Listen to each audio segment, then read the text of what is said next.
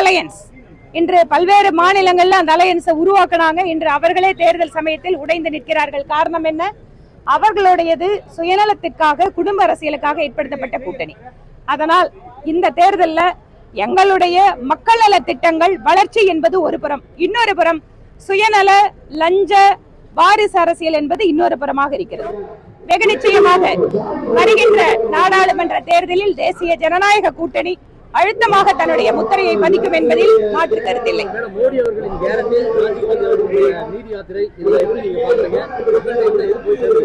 நீங்க கடந்த 10 வருடங்களாக மத்திய அரசு செய்து கொண்டிருக்கக்கூடிய திட்டங்கள், அந்த திட்டங்கள் மக்களிடம் ஏற்படுத்தி இருக்கக்கூடிய மாற்றங்கள், அந்த திட்டங்களினால் பலனடைந்திருக்கக்கூடியவங்களுடைய எண்ணிக்கை, இவையெல்லாம் வைத்து பார்க்கின்ற பொழுது இது உலக நாடுகளே பல்வேறு முறை பாராட்டு தெரிவிச்சிருக்காங்க. அது டிஜிட்டல் திட்டமாக இருக்கலாம், நம்மளோட பண பரிவர்த்தனைகள் வேகமாக மக்களை சென்றடைவதாக இருக்கலாம், அல்லது 10 வருட காலத்திற்குள்ளாக 11 கோடி பெண்களுக்கு இலவச இணைப்பு, 10 கோடி பெண்களுக்கு இலவச கழிப்பிடம் என்று மிகப்பெரிய எண்ணிக்கையில் பலனடைந்தவர்களுடைய எண்ணிக்கை என்று பல்வேறு வகைகளில் இன்று இவ்வளவு நாள் புறக்கணிக்கப்பட்டவர்களாக இருந்தவர்களுக்கு நேரடியாக உதவிகள் செய்து கொண்டிருப்பது மோடி அவர்கள்.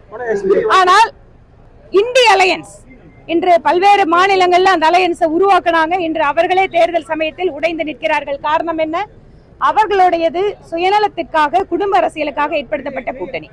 அதனால் இந்த தேர்தல்ல எங்களுடைய மக்கள் நல திட்டங்கள், வளர்ச்சி என்பது ஒரு புறம், இன்னொரு புறம் சுயநல, லஞ்ச, வாரிசு அரசியல் என்பது இன்னொரு புறமாக இருக்கிறது.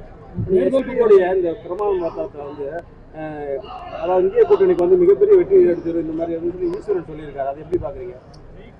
இந்த மாதிரியான பிரமாண பத்திரத்தை பல்வேறு முறை மாநில தேர்தல்கள்ல காங்கிரஸ் கட்சி பிரயோகப்படுத்தினாங்க. ஆனா அதுக்கு என்ன பதில் அப்படிங்கறத மக்கள் தேர்தல்ல வாக்களிச்சு காட்டியிருக்காங்க. மோடி அதிகமா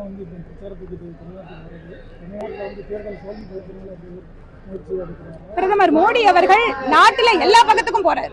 தமிழ்நாட்டுக்கு மட்டும் வரல, குஜராத்துக்கு போறாரு, மத்திய பிரதேசத்துக்கு போறாரு, அஸ்ஸாமுக்கு போறாரு. அவர் எங்க போகாம இருக்காரு? ஒரு பிரதமர் நீங்க பாருங்க, நாளைக்கு நைட் வர்றாரு, சர்க்கியூட் ஹவுஸ்ல தங்குறாரு. நாட்டினுடைய பிரதமர் சாதாரணமாக எளிய மனிதர்களை போல எல்லா பகுதிகளுக்கும் சென்று கொண்டிருக்கிறார்.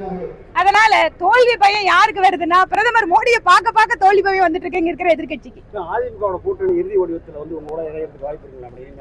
கூட்டணி பொறுத்த வரைக்கும் தேசிய தலைமை பேசிட்டு இருக்காங்க. 19ஆம் தேதி அதற்கு ஒரு இறுதி வடிவம் கிடைக்கும். அதற்கு பின்பால நாங்க சொல்றோம்.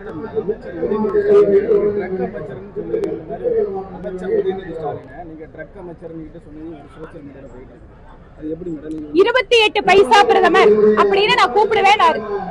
28 பைசா பிரதமர்னு நான் மோடி அவர்களை கூப்பிடுவேன்னு திரு உதயநிதி சொன்னார்.